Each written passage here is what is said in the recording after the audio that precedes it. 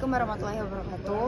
Perkenalkan, nama saya Diva Nurmala dan pada video kali ini saya akan menjelaskan kerja komponen steering system melalui sistem mekanik dan juga hidrolik.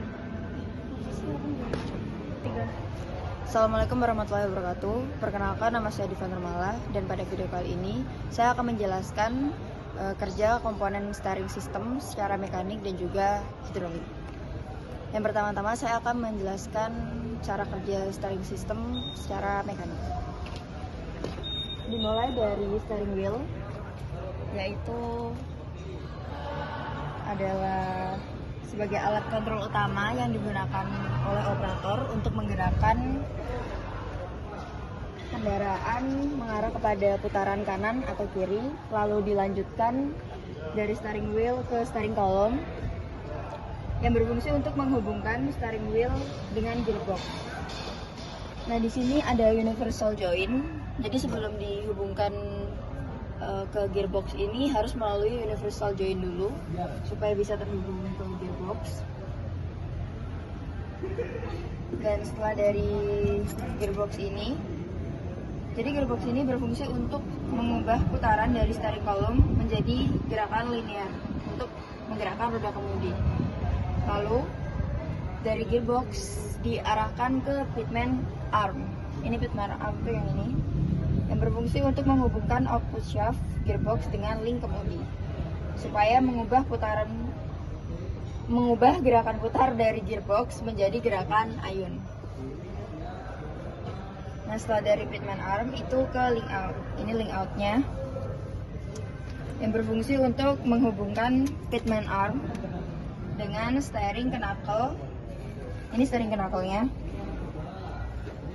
melalui tie rod. Nah, tie rod-nya itu yang ini, juga ini, dua ini,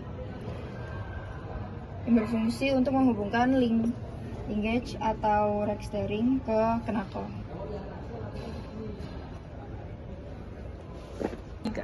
Baik, saya akan melanjutkan penjelasan saya tentang sistem hidrolik dari steering system ini. Jadi yang pertama itu dimulai dari power steering pump, yaitu tempat untuk menghasilkan tekanan fluida hidrolik dengan digerakkan oleh mesin melalui belt, lalu diteruskanlah ke reservoir ini. Nah, reservoir ini adalah tempat penyimpanan oli power steering.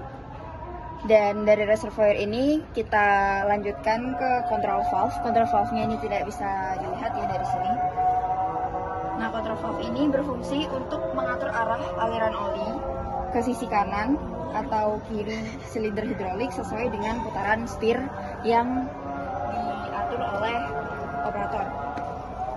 Lalu setelah dari control valve ini barulah dilanjutkan ke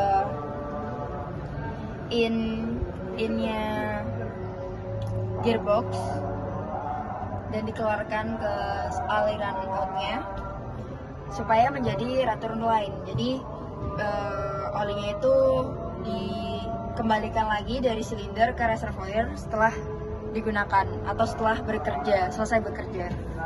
Singkatnya seperti itu. Terima kasih penjelasan dari saya. Saya akhiri, wabillahi taufiq wal hidayah. Wassalamualaikum warahmatullahi wabarakatuh.